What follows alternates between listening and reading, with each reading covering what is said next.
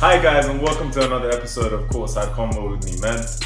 And I know it's been a long time, but sometimes life just grabs you by the throat and you don't find time to obviously do the things that you enjoy and want to do. So just as a little disclaimer, just to keep bringing you guys more content, I'm going to change the way I'm doing these videos. Before I was using a professional camera, I was taking a lot of time to edit the videos.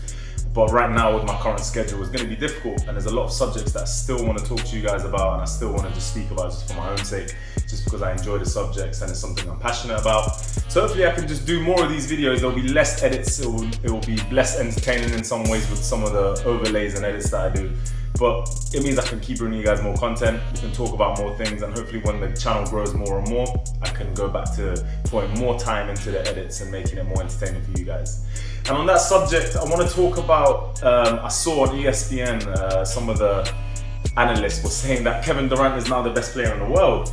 And look, obviously, at the end of the day, if they're just saying this is our opinion and it's not based on any fact, or has a base of factual information attached to it, then that's fair enough. But I actually hate this narrative of we take things game by game or scenario by scenario. So for example, Kevin Durant went through a stretch of playing amazing in the playoffs with the series, for example, with Milwaukee, and everyone was saying that Kevin Durant is now the best player in the world, including Giannis.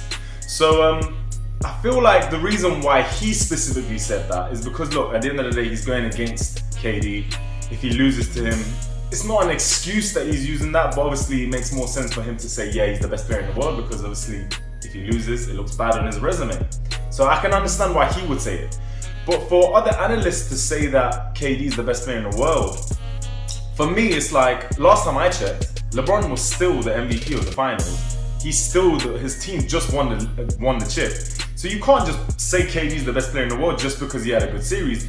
So, for example, right now that KD's out, and let's just say next series, Giannis goes and does really well and has like a stretch of 40-point games, which he's more than capable to do, or another player does really well on a stretch, do we then say they're the best player in the world? No, you have to literally look at the body of work as a whole. Now, you can definitely argue KD, for example, instead of LeBron James, is a better shooter. Absolutely, I agree with that. You can say he's got better handles. Yeah, you could say that. But as an overall, you cannot dismiss LeBron James being the best player in the world. And it's okay to not be as good as LeBron James. Like, people go on like this is a disrespect. Like, if you're not as good as LeBron James, you must be bad. But that's not it. That's not the case. 99.99% of NBA players are not better than LeBron James, even throughout the history of the league. So I don't think anyone should take that as a disrespect. Even KD should not take that as a disrespect. I know, obviously, throughout his career, he's been chasing LeBron. He wants that recognition of being the best player in the world. But look, at the end of the day, he's probably never going to get that. When you look at the body of work and how LeBron James has been throughout his entire career, he's just been a better basketball player. Even if you just look at the stats or the accolades or the achievements, LeBron James is just a better basketball player all round. And you can't take that away from him. And that's no disrespect to KD. He's amazing. Like, I can't even explain to you guys. Like, I love watching KD. If anything, I enjoy watching KD a little bit more than I watch LeBron James. So, but that's not to say that LeBron James isn't a better basketball player. He's so close to being the GOAT. Like, for me, I'll make a separate video explaining why I still think MJ is the GOAT. But for me, he's so close to that point that you can't just skip KD as being better than LeBron James. For years now, everyone's been talking about LeBron, MJ, and you can't just, based on even a couple seasons, take KD and put him above there. Now, is he a better scorer? Yeah. Is he a better shooter? Yeah. But that doesn't necessarily mean you're a better basketball player or you're better than LeBron. That's too much. For me personally, that's too much. And even if you want to go to the analytics route, it's still too much. If you just want to say, look, I'm a fan of KD and I believe he's the GOAT, then yeah, no one can really argue with you if you're saying that.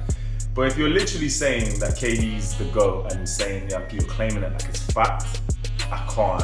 I don't think you're a real fan if you're really saying that. You don't really know basketball.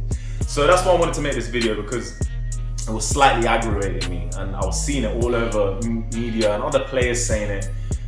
And yeah, it's just, we're living in the moment, and I don't think you should ever be just living in the moment for that specific subject. I know you're only as good as your last game.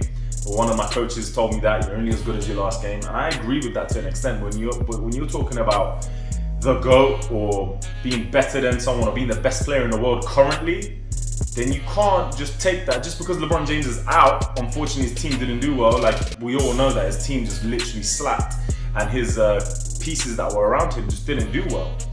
So you can't just take that and hold it against LeBron James as an individual, because you're comparing two individuals. Obviously KD's team was stacked. I'll get into it in another video why I don't even feel sorry for the Nets for why they lost, and why I think the reason was KD played his heart out. I can't deny that, and he played amazing. And when you look at what the performance that he put out, it's breathtaking, to be honest. But for people to come out now and say, oh yeah, KD's the best player in the world, and forgetting about LeBron James, yeah, that requires a reaction. It's like, I get that ESPN and some analysts like to make those videos just for reaction and just for clickbait. But for me, I just feel like you're disrespecting LeBron, man. Like, you can't just take that away from him just because he's just been out. Like, he's the reigning MVP of the finals. KD's not. He's got more rings, he's got more accolades, he's got more, I can list a whole bunch of things. So I don't think you should just live by the moment for that subject, because right now KD's out. If someone else does better or they win the chip, are they gonna be better? Is Giannis gonna is he gonna take that throne now? Or so I think we should leave that subject alone, because it's probably never gonna happen. If I'm being honest, KD's probably never gonna be better than LeBron James, because that will literally mean if he's better than LeBron, he's on the same level as Michael Jordan. And I don't even want to get started on that. So I think definitely leave that subject alone. It's obvious who the best player in the world is, even though he's out right now. Because last time I checked, he's not slowed down. He's still as athletic as ever, really, when he wants to be. On defense, he's still amazing. He makes everyone else around him better. And I'm talking about LeBron James here. His shooting has improved a lot. Obviously, still slaps on a free throw line. But crunch times, it's still LeBron James. Overall, he does everything. The assists, the rebound, it's ridiculous what he does, really. Even if you were just the analytics guy and you look at the stats, you still have to say that LeBron James is still the best player in the world. Now, it doesn't mean people can't get close here and there just for that specific season, but when you say he's the best player in the world, no, stop it, relax. I don't want to hear it.